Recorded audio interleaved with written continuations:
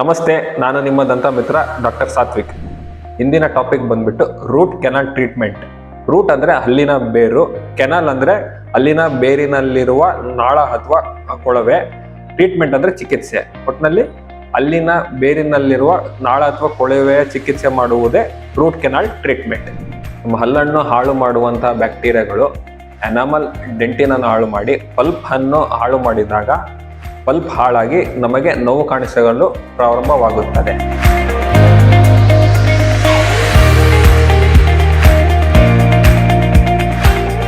ನಾವು ಕೆಮಿಕಲಿ ಮತ್ತು ಮೆಕ್ಯಾನಿಕಲಿ ಅಂದರೆ ಕೆಮಿಕಲ್ ಅನ್ನು ಬಳಸಿ ಮೆಕ್ಯಾನಿಕಲಿ ಫೈಲ್ ಅನ್ನು ಬಳಸಿ ಈ ಹಲ್ಲಿನ ನಾಳದಲ್ಲಿರುವಂಥ ಇನ್ಫೆಕ್ಟೆಡ್ ಪಲ್ಪ್, ಹಾಳಾಗಿರುವಂಥ ಪಲ್ಪ್ ಅನ್ನು ಕ್ಲೀನ್ ಮಾಡಿ ಅದನ್ನು ತುಂಬುವುದೇ ರೂಟ್ ಕೆನಾಲ್ ಟ್ರೀಟ್ಮೆಂಟ್, ದಂತ ಬೇರು ಚಿಕಿತ್ಸೆ.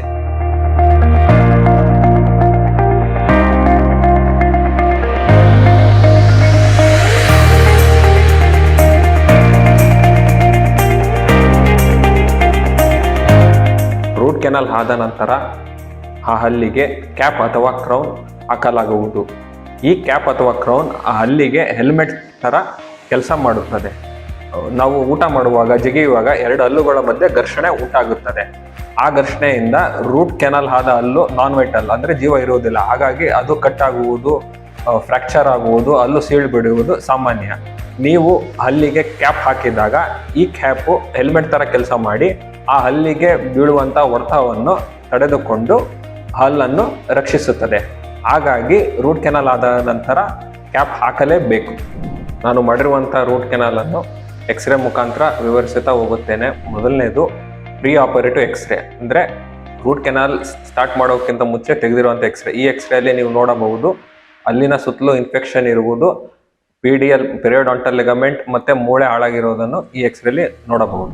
ಎರಡನೇ ಎಕ್ಸ್ರೇ ಬಂದ್ಬಿಟ್ಟು ಪೋಸ್ಟ್ ಆಪರೇಟಿವ್ ಎಕ್ಸ್ರೇ, ಅಂದರೆ ರೂಟ್ ಕೆನಾಲ್ ಟ್ರೀಟ್ಮೆಂಟ್ ಆದ ಮೇಲೆ ತೆಗೆದಿರುವಂಥ ಎಕ್ಸ್ರೇ. ಈ ಎಕ್ಸ್ರೇಲಿ ನೀವು ಕಾಣಬಹುದು ಅಲ್ಲಿನ ಸುತ್ತಲೂ ಇನ್ಫೆಕ್ಷನ್ ಕಡಿಮೆ ಆಗಿ PDL ಮತ್ತು ಮೂಳೆ ಎರಡು ಬೆಳವಣಿಗೆ ಆಗಿದೆ.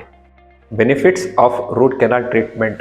ದಂತ ಬೇರಿನ ನಾಳದ ಚಿಕಿತ್ಸೆಯ ಪ್ರಯೋಜನಗಳು. ನಿಮಗೆ ನಿಮ್ಮ ನ್ಯಾಚುರಲ್ ಹಲ್ಲು ಉಳಿಯುತ್ತದೆ.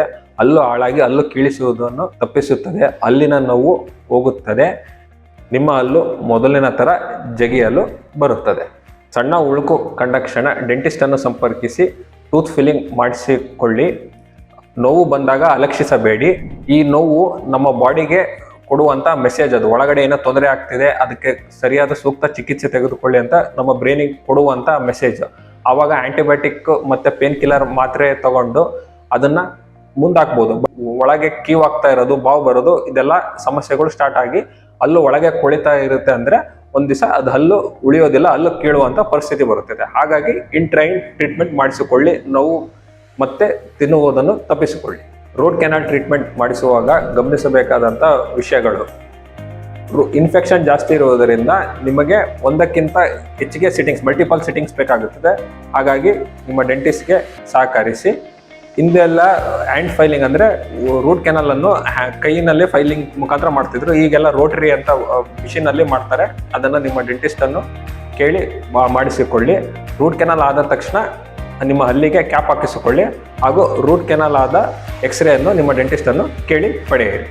ನಮಸ್ತೆ.